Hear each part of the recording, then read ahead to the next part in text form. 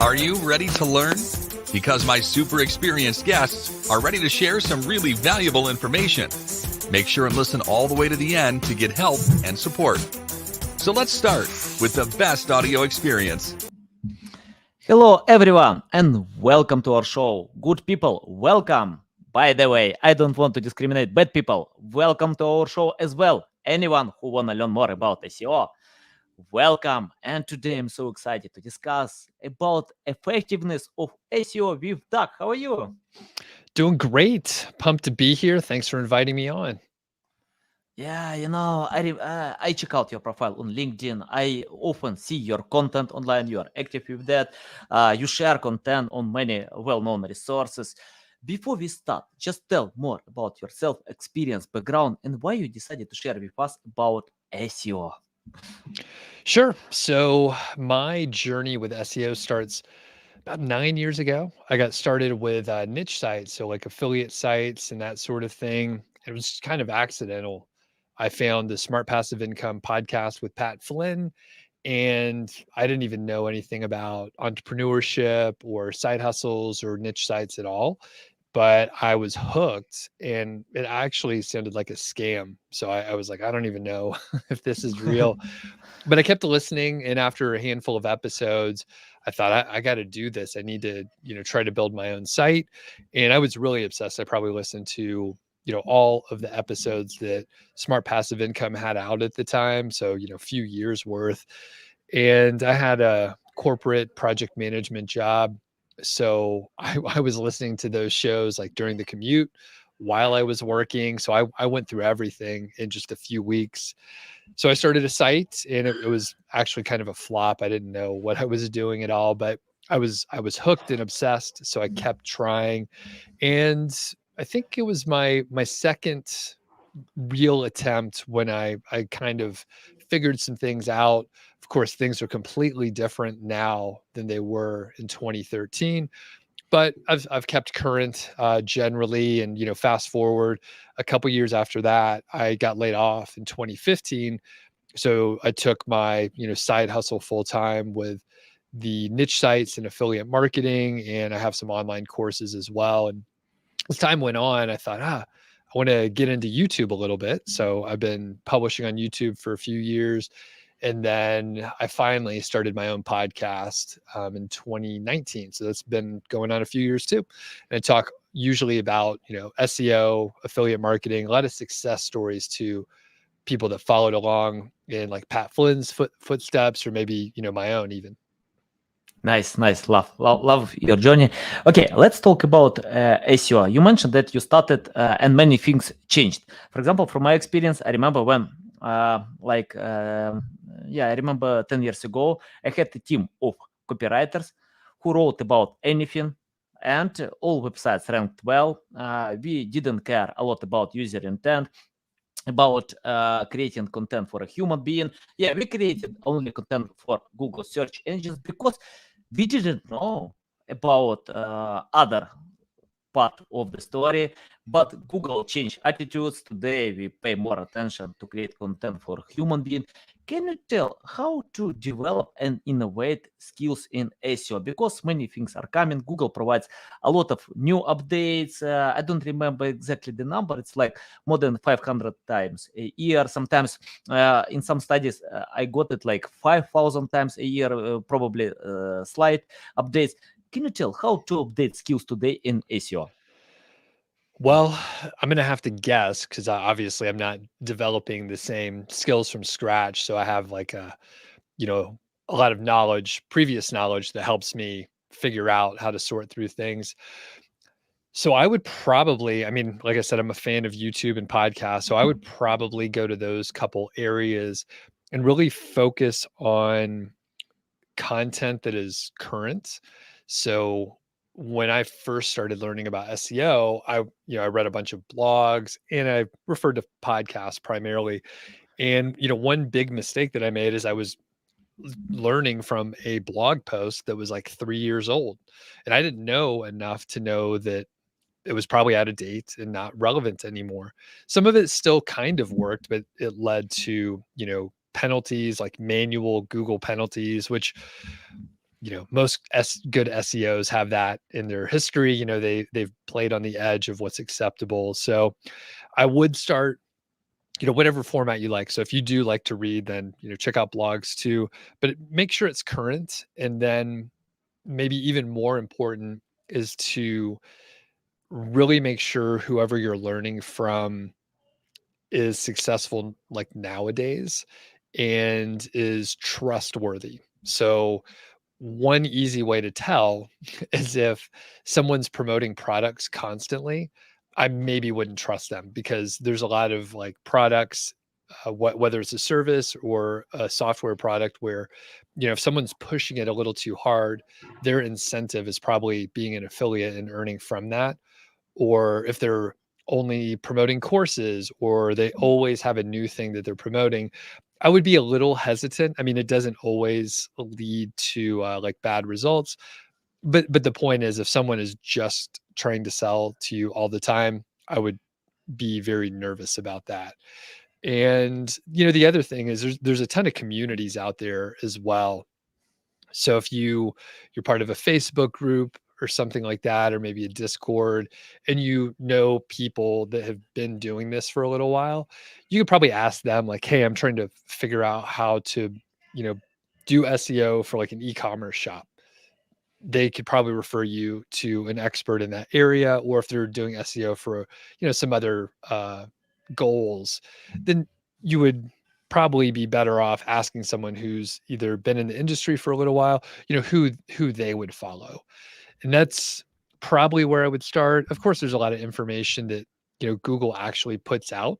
And I think it's valuable to go and read that. It's not directly helpful. Like if you go and read the site rater guidelines or all the guidelines that Google provides for us, it's not necessarily going to tell you any like answers, but it'll give you an idea of what they're trying to do. Whether or not the results actually reflect that is a different story, but at least you could, read the long document. Have you read it, by the way? Yeah, I read it just one time because because of curiosity how Google explains about something, and I can tell that I rely a lot only about what Google is trying to tell us. So yeah, I have different attitude to many things, but yeah, I love it. Why not? So yeah, it's better to learn from them, and for me, it's more important to do than learn. I like learning, but I spend like 20% of time by reading, learning, listening audio podcasts, and 80% of time I'm doing this stuff because I think nobody knows what actually works without testing, without analyzing, without many experiments that we can provide. So it's my attitude how things Right. work. Right. And to go back to the original question, how someone, can learn or should learn these days.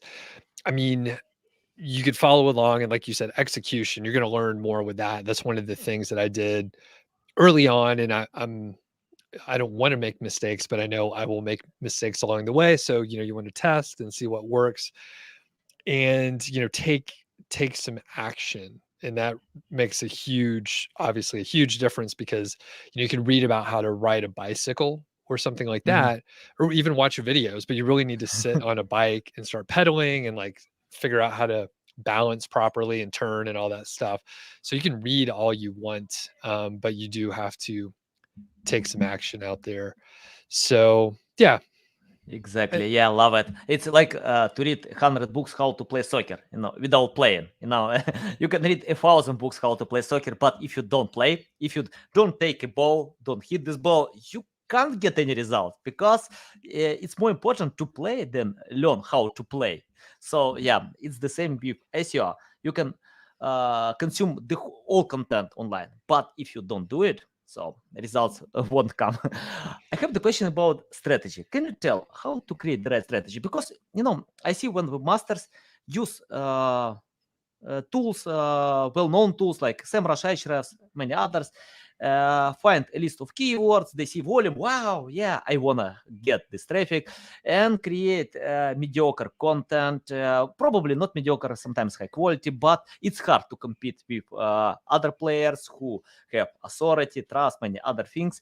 Can you tell how to create the right strategy, for example, for a new website that have no experience, authority, anything, but they wanna get results? Of course, it's a long game, it takes time, but how to find the best strategy for a new website?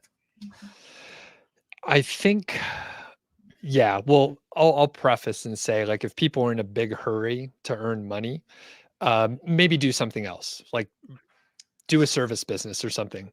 If you're looking for SEO traffic, there's a good chance it'll take a little longer, and there's certainly ways to get traffic faster. And maybe other people are like, do these things, and you can get traffic, and they might be right.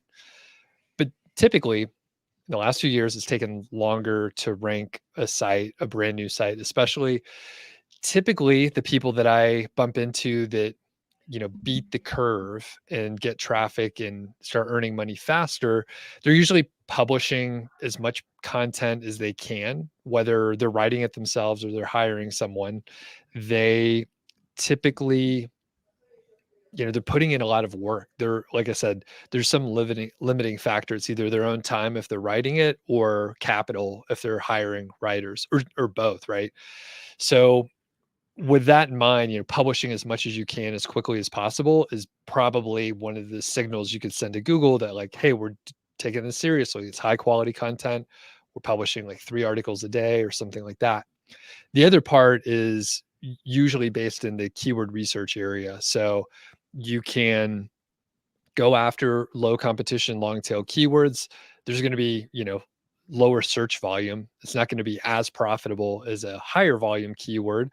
But the fact is, if there's a lot of competition and it's high search volume and it's highly profitable, there's going to be a lot of people competing for it that have a pretty good head start on you. So I would be shocked if, you'll be able to come right out of the gate and compete with the best in your field there.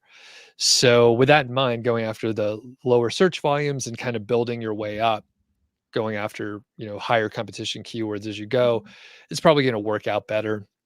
On the other side of it, a little bit away from SEO is to, network and maybe look for the long-term relationships that might pay off in the future.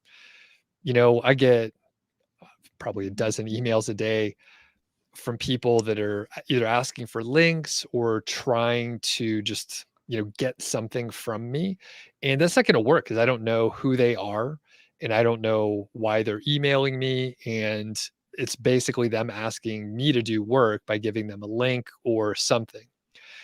And if you take a longer term view where you're networking within your community, then you're potentially going to get some great results, but it's going to be further down the line. It might be 6 months, it might be 2 years later, but those could be business relationships and opportunities.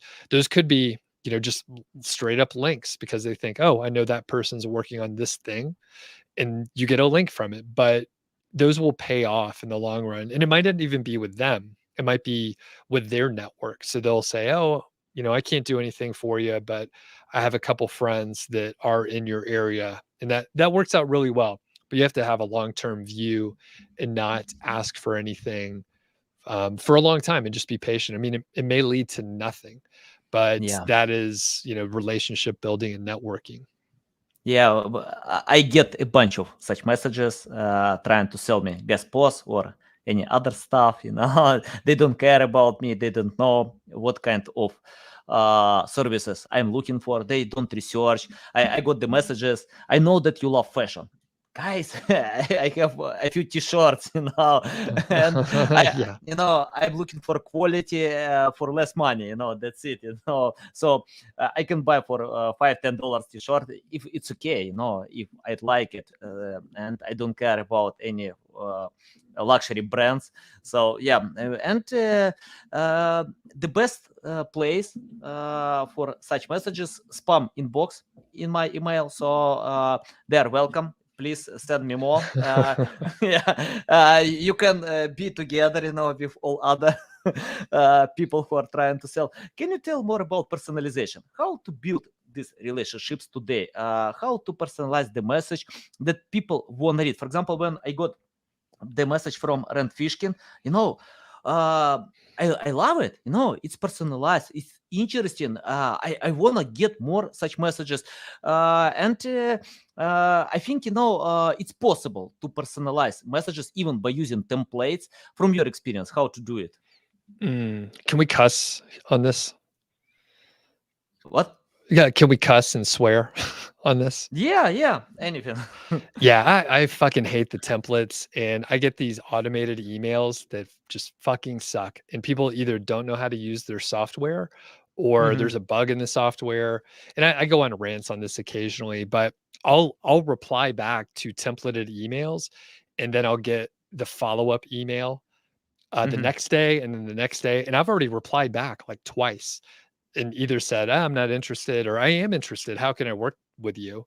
And then mhm, they'll mess up. So I would say as much as possible, um, don't use a templated email. Actually write the email and make it personalized. Send maybe 1/10 or 1% of whatever emails you're going to automate. And I almost guarantee you're going to have better results. And I know a lot of this is not going to be popular because people want to automate, and there's marketers and the mail companies that enable this, these software companies, they're telling you how great it is and like you can get results. But I don't like getting those emails. I pretty much delete them, mark them as spam. Occasionally I'll reply back, but generally I would say don't use templates. Do it the slow way. It'll be slower, but you'll have better results in the long run. So I'm curious, what is your response to that? Because I know people want to send out like 1,000 emails a week and automate this whole thing. It's like AI. mhm. So yeah, what do you think? I think, I remember when Seth Godin shares about that. For example, if we get these messages, that means it works. Because if it doesn't work, probably nobody will send these messages. It works, but you can't get big fish. For example, you can cover some people who just started the journey, who don't understand, and probably when you send like 10,000 emails and get one reply that works for you, why not? So, but probably people who spend more time, who know about these templates, who hate them, they ignore it, and you can't get them. So you can get like small fish. And Seth Godin shared about that, that all these templates have the goal not to cover you who ignore. They cover just small fish who can pay small money, small budget, not a lot. So yeah, I think for me, of course, if you wanna play with better influencers, with I don't know, like to cooperate with people who pay more or get mutual benefits, it's better to personalize as maximum as possible. And I don't like this automation. I can use templates, but I personalize. It's like I have the frame and I can rephrase anything just to have this frame. And after rephrasing, I have like another email, not the same with this frame. So it's my attitude about that. Right. Yeah, and I was gonna say the other thing with like the templates, they just end up sloppy more often than Mhm. not. So it's like, I really loved your last video on blah blah blah, and you sent me an automated email, right? Yeah, we personalize a little bit, but yeah, Right. in most And the cases. reason why, so like I started my YouTube channel and podcast from nothing. So when people are trying to interview and stuff, I don't always do it, but occasionally I'm just like, all right, I'll do the interview. Let's check it out. I almost never do an interview with someone who only, they're just starting or they only have Mhm, like 10 or so, but I saw you have consistently published for a pretty long mhm. time. So I was like, you know what? Let's do it. And I knew it Yeah. was an automated email. I mean, you can see them a mile away. If you're Mhm, familiar with the industry, like it's obviously a templated email. There's mhm, nothing like, I mean, you personalized it a little bit, but it was fine. Mhm. generally. So I was going to Yeah. say, I just want to clarify, like I knew that I got an automated email from you, but also sometimes I go for it and sometimes I don't. Um, the other thing, this again is like sort of the slow way, and I'm glad that you brought up Seth Godin. I have like a shelf of books, Mhm. just with his books, and in person conferences or whatever gathering you can go to, those are going to be much stronger than relationships than a cold email pitch. Yeah. So I know, again, I know we want to automate. I have a software background. I know we want to automate. We want to use templates. We want to put systems behind it, and like have these like really hard, sheer large numbers. But if you can make a connection in person, like that could be a friend or colleague for like many years. And again, it may be a couple years ahead of time, but those are going to pay off more than a cold email pitch. Yeah, interesting. Okay, let's talk about other things in SEO. For example, I usually have the issue to find responsible writers who can write awesome, valuable text. Because, for example, if no, I failed many times to cooperate with people on Upwork or any other platforms. I can't tell that don't use Upwork. Possible, you can find, but for me that was hard experience because most writers usually rewrite existing content and they write about anything. And it's better to find experts, and I know it takes time. From my experience, we usually spend time to find experts who can write only about one topic, who have proven record. Can you tell how to find responsible writers who can write about specific project? Because I have customers who reply to me, I have no time to write. I don't like it. I need to compete with my competitors because competition is huge. I need to develop, innovate my products. Please help me to create this content. And it started with finding the right writer. Can you tell how to help such clients? Mhm. I've very rarely done this, but Mhm. I can give some suggestions. Typically, I've hired writers that are more generalist, and if you are hiring a general writer, I think it'd be really important to do the research for them so they know what to include and provide references, or you can hire someone to do the research that maybe is a little bit more of an expert. So that's one little cost saving thing where maybe it's cheaper to hire an expert that can do the research and then give it to the writer who could put the narrative together. As far as hiring a writer who's an expert in the specific area, I mean, you can go to Upwork and potentially say, "Hey, I'm looking for someone who's an expert in," let me make something up. Maybe they're an auto mechanic, right? Maybe you have an auto blog, e-commerce shop, or something like that. So maybe you could find a mechanic that is also trying to freelance write. So they would actually know the terminology. They would understand certain things, maybe about the tools or the process that they'll be able to put in. Where if you just hired a random writer, they would not be able to make it sound like they knew what they were talking about because they're just regurgitating content from other sources. Um, so you potentially can, but the hard part on Upwork or similar marketplaces would be the timing. So even if that kind of person exists, they have to be looking for the gig at the same time that you're hiring, which makes it a little bit harder. So what you could do is go to where that set of experts hangs out. So maybe that's Facebook groups, maybe there's like a mechanics Facebook group, or maybe there's a forum or something like that, right? Probably Facebook groups and forums may be the most common where you could go out there and create a profile or become part of the community and then ask, say, hey, I'm looking for a writer in this area. And then instead of, finding the one mechanic who happens to be in the pool of thousands of writers, you're going to a place where there's a bunch of mechanics and maybe there's several writers there, but almost everyone there is a mechanic. So go to where that community is and then start asking around. And you'll probably be able to find someone that wants to write or make some money on the side. Really common that people are thinking, oh, that'd be great. I would definitely, write about something I'm an expert in. earn some money on the side anytime I want to. So, go where they are and you should be able to have better success. Yeah, valuable, valuable. Doug, I have the question about your strong side. For example, when I speak with many experts, some of them prefer creating high quality content, and they can ignore link building because they are good with creating content that provides results.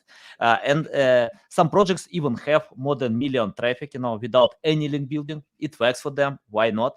Other experts can tell, no way, you can't go ahead without link building. It's better to use white hat SEO, bunch of link building campaigns, PR, skyscraper. It depends. Guest posting. I think all experts are right, because when you pay attention to one specific direction where you are much better than your competitors, why not? You can get results without link building or just by using link building. Some of them proclaim technical optimization is very important. Can you tell your strong side, where you pay more attention? Because we have a bunch of algorithms and sometimes our resources limited. We can't use all of them. Tell about your strong sides, where you pay more attention today. I am kind of in the middle. So Mhm. I think both of them are valuable. And I prefer to sort of split the resources and do, as good a content as I can. And the other half of the resources goes to, outreach, link building kind of activities. So I know there's some people are a lot more dogmatic about it in one direction or the other, but I definitely see the value in link building and I know it pays off over time. So, and high quality content is very important, but I would definitely hedge and just split the time. I know Google doesn't like us to link or to build links, but they use them to help rank us. So obviously they're important. So split the time is what I say. How about Okay, you? got it. What do you think? It depends on the project. It depends. For example, if I check out benchmark, if I see that it's possible to pay more attention creating content, yeah, we provide link building, but we share more budget by creating content. Sometimes, especially in crypto or finance, yeah, it's better to get this authority, links, mentions, PR campaigns, and yeah, we share more budget to link building campaigns, and it depends. For example, I have a few projects in music industry, and we don't provide a lot of link building, and we got good traffic without link building. So I think it depends. It's better to check out benchmark your competitors, because many projects have no link building campaigns, but they work well. So because of creating this like link worthy content, when they get this links naturally, why not? So yeah, Right. it depends. Okay, I have the question about common mistakes. Can you tell or provide a list of mistakes that you can see webmasters still do, but it's obsolete, it doesn't work, and it's better to not to do? So mistakes, it sounded like a couple in there. So I'll try to answer and then you tell me if I'm off the mark here. But I think especially beginners. So I work with a lot of beginners or people that haven't had like a successful site yet.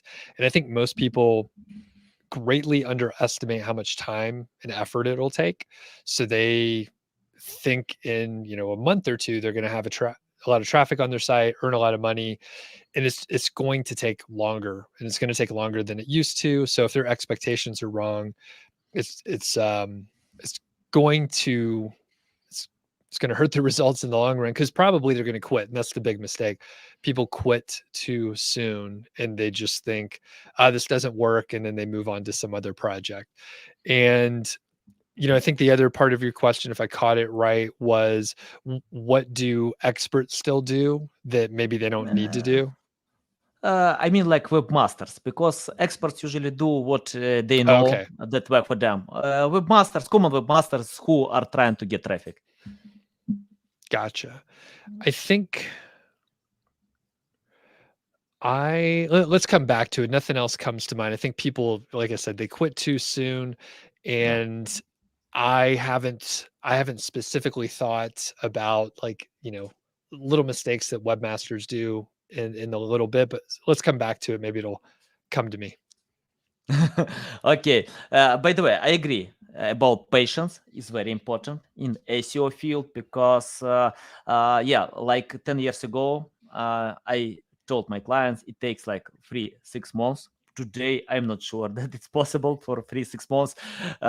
It depends, of course. It's better to analyze benchmark, and yeah, it depends on content that you have about your strategy, many other things, and but it takes like more than 12 months and even more. I remember when Lily Ray replied me to this question. She told, yeah, you need to have patience or find something else, because without patience, Yeah. how you can go ahead? And it's not only about SEO. I don't know how to get fast results on social media. Please share me how to get 100,000 followers, I don't know, for a few months. It takes time. It's not about in followers. It's more about engagement, a loyal audience. It takes time to build community. It takes time to get results. In SEO field is the same. I think it doesn't matter what kind of marketing you use, even in paid marketing. So it takes time to set up the right marketing campaigns, to create these landing pages everywhere. Yeah, patience is key because you have competitors who don't wait when you get these results, when you create this content. Yeah, you need to compete with them. I have the question about high quality content. You mentioned about high quality content. How to measure this quality? Because when I create content, I can feel that it's the best content in the world.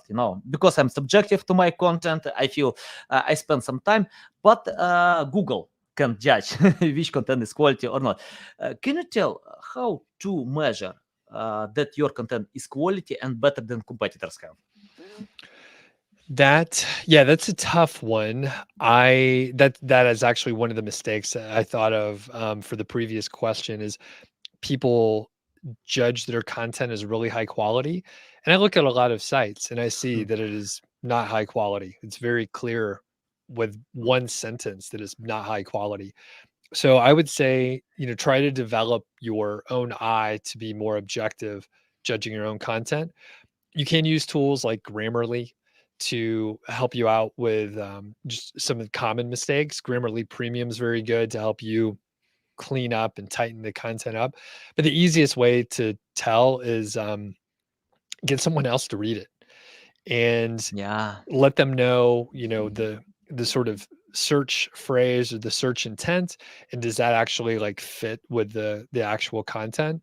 And I mean, you could hire an editor from Upwork to go through it and then show you like, hey, here's the stuff that is not that great. As far as like judging it against other content, again, either you'll have to develop your own objective skills where you can see, oh, that's actually better. They said the same stuff in 30% fewer words. Like that's better. And if you can't do it, you could just hire someone to do it. So pretty easy. I would say probably fairly cheap. An editor is going to be potentially cheaper for that kind of task where you could just say, hey, read my content, read the other content. Let me know like what's better, what's worse, what I can improve. And then they could kind of coach you through it. Yeah, love it. Yeah, I agree. By the way, I don't rely 100% to tools.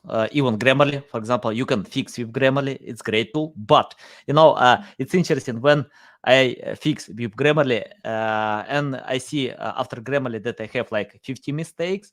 When I send to proofreading, I get like 100 mistakes after that. And Right. because editors can see another side, and for my SEO course, one editor wrote an article about how to provide this editing. Yeah, it's awesome article about that, and he shared when you can rely on tools, when you can't, because for example, tools can show, for example, don't use passive voice. Okay, don't use 10 times, 20 times, but sometimes you need to highlight the subject. Yeah, because it's much simpler to understand. And passive voice, it doesn't mean it's mistake. It's not mistake, but of course it's better to use not to use a lot, but sometimes we need it. So yeah, I love it. Doug, I have the question about. Let's imagine you have no experience, knowledge, skills, anything. What will you do today to learn more about SEO? So I think, like I answered before, I'd probably go to YouTube or podcast to see, what people are doing these days and, just go from there. There you'll find, jumping off points. When I first started listening to podcasts, Pat Flynn would interview other people who sometimes had podcasts or blogs or something. So I would go investigate what they were working on and just keep going from there as other people were on different shows. I ended up with kind of a network of different kinds of content because sometimes it was YouTube, sometimes it was blogs, and I would be able to go to different areas to learn. Yeah, got it. What do you think about the future of SEO? What kind of future will be? Because many things are coming, metaverse, many others. What do you think? Will SEO be dead, or it's close to that, or your forecast about the future? Well, I typically hate these kind of questions where you ask, not you specifically, but where I'm supposed to predict the future. And if I could predict the future, I would not be here talking to you. So, with that out of the way, I really don't know.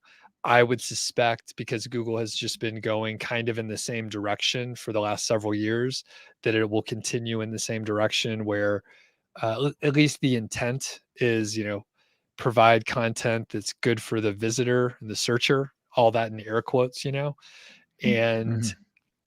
with that in mind, I think it'll be more sort of content focused and high quality content. And there was a trend for a few years to write really long form content, and I think that's shifted back because marketers ruined it, and we wrote 15,000 word pieces, and it could have been 1,000 words. So I think it's kind of shifting in that direction to like get the answer to the searcher as quickly as possible. And as long as there are search engines, there will be SEO. So I don't think it'll be dead. People obviously use YouTube as a search engine as well, and other things out there.